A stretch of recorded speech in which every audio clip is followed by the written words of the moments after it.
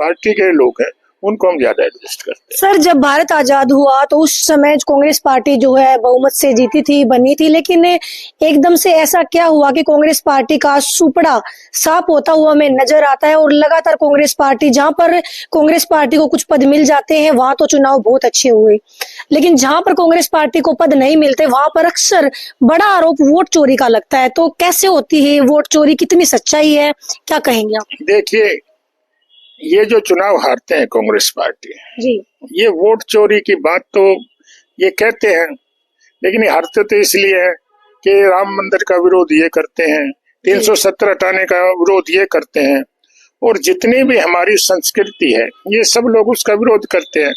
कभी पीछे आदरणीय नरेंद्र मोदी जी के खिलाफ इन्होंने चौकीदार चोर है तो उन्होंने नारा लगाया, तो इनका क्या हाल हुआ, इनका सब जगह सुपड़ा साफ हो गया।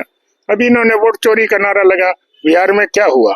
ये जितना आदरणीय नरेंद्र मोदी जी के और भारतीय जनता पार्टी के खिलाफ बकवास करेंगे इनका और बुरा हाल होता जाएगा। अभी जो इन्होंने वोट चोरी की बात की, देखिए वोट चोरी तो सबसे पहले इंदिरा गांधी ने की थी। जब इंदिरा गांधी 1971 का चुनाव जीत गई तो आदरणीय जब उसमें नेता होते थे राजनारायण जी, उन्होंने इनके खिलाफ याचिका लगाई थी और माननीय उच्च न्यायालय ने, इलाहाबाद हाई कोर्ट ने इनके खिलाफ चोरी का आरोप लगा के गलत तरीके से वोटों का इस्तेमाल किया और इलेक्शन सेटिसाइड कर दिया था। दूसरी मैं SIR पे भी क्लियर करना चाहता हूँ। SIR ये कहते हैं कि वोट गलत बनी हुई है, डबल बन गई, ये हो गया, तो उसका एक तरीका है। उसका कांग्रेस ने 11 बार SIR कराई जी, एक बार नहीं 11 बार जी। और ये जो अब SIR हो रही है तो इसमें जो लोगों की 2 जगह वोट बन गई या गलत वोट बन गई, अब तो फार्म भरे जाएंगे, तो उसको दुरुस्त करने के लिए ये SIR है। इनको कोई वोट तो देता नहीं, चोरी कहाँ से होगी? जब इनका वोट है बचा ही नहीं तो चोरी का सवाल ही नहीं होता, क्योंकि भारतीय जनता पार्टी आदरणीय नरेंद्र मोदी जी के नेतृत्व में गरीब लोगों के लिए, समाज के लिए इतने बड़े काम करती है, इतने कल्याणकारी योजनाएं लेके आई हैं।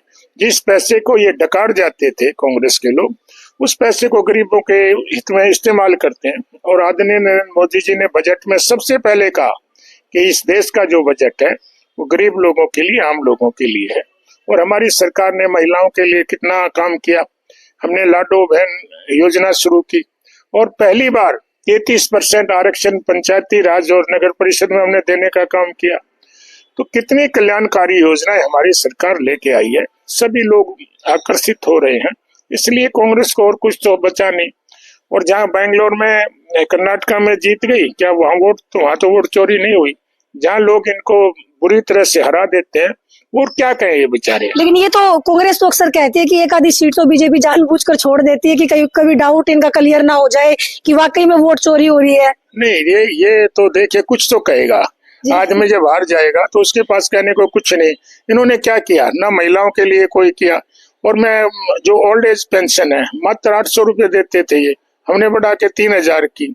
800 भी 600 देते थे, 800 भी इन्होंने डिक्लेयर की थी, हमने की थी।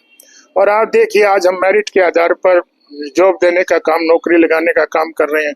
इनके समय में बोली लगती थी, या तो खर्ची या पर्ची, या तो किसी MLA की सिफारिश होती थी, या 15-15, 20-20 लाख रुपए दे के नौकरी मिलती थी। आज पूरी नौकरियां मेरिट के आधार पर मिलती हैं। जो गरीब लोग हैं, जो गांव के पढ़े लिखे लोग हैं, वो सारे के सारे बीजेपी को वोट इसलिए करते हैं कि जब मेरिट आएगी तो देश भी आगे बढ़ेगा। और जितना देश ने तरक्की किया है, आज पूरी दुनिया के अंदर भारत का नाम है आदरणीय नरेंद्र मोदी जी के नेतृत्व में। जब मोदी जी बाहर जाते हैं तो बड़े बड़े राष्ट्रीय अध्यक्ष कोई पैर छूटता है, कोई सेल्फी लेने के लिए पास खड़ा होता है और कोई उनका गले मिल के आशीर्वाद करता है। पहले ऐसा नहीं होता था। कांग्रेस के लोग तो सिर्फ अपना पेट भरने का और परिवार पालने का काम करते।